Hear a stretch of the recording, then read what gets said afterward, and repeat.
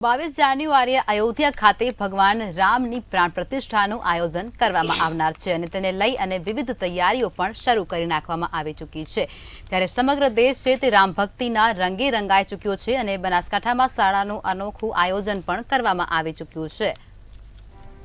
જ્યારે શાળા આખી શ્રી રામ નામના નાદથી ગૂંજી ઉઠી છે।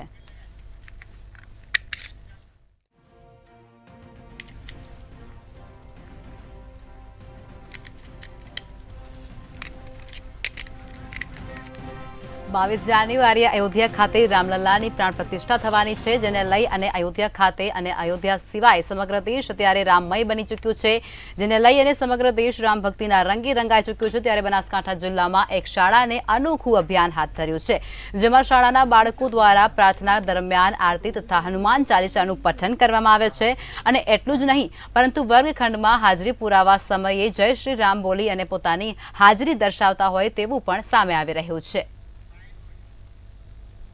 અમારી શાળામાં જય શ્રી રામનો નાદ થાય છે। 22 જાન્યુઆરીએ અયોધ્યામાં શ્રી રામ ભગવાનની પ્રતિષ્ઠા થતી હોય છે, તેનો ઉત્સાહ અમારા ગામ અને અમારા સ્કૂલમાં જોવા મળે છે। અમારી શાળાના પ્રાર્થના ખંડમાં પણ અમે જય શ્રી રામનો નાદ કરીએ છીએ અને હનુમાન ચાલીસાનો પાઠ કરીએ છીએ। અમારી શાળામાં જ્યારે શિક્ષકો પોતાના વર્ગખંડમાં આવે છે ત્યારે યસ સરની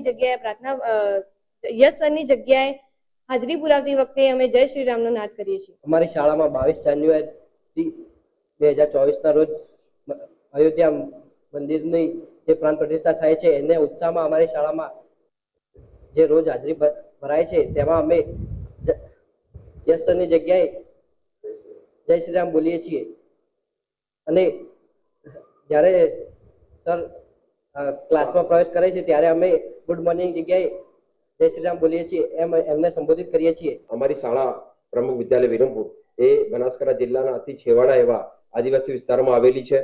आ शाळामां मुख्यत्वे आदिवासी बाळको ज अभ्यास करे छे। आदिवासी बाळको अत्यारे आ प्रतिष्ठानो माहोल जोई अने राममय बनी गया छे अने ते बाळको स्वयंभू पोतानी वर्गखंडमां जाय छे। शाळामां यश सरनी जग्याए जय श्री राम नो नारो बोली ने पोतानी हाजरी भरावे छे। साथे साथे आ बाळको ज्यारे पण प्रार्थनामां आवे छे त्यारे प्रार्थना पण भगवाननी आरती करीने करे छे અને ત્યારબાદ હનુમાન ચાલીસાનું પઠન કરી અને ત્યાર પછી જ તે પોતાના વર્ગખંડમાં જઈ અને અભ્યાસ કાર્ય ચાલુ કરે છે।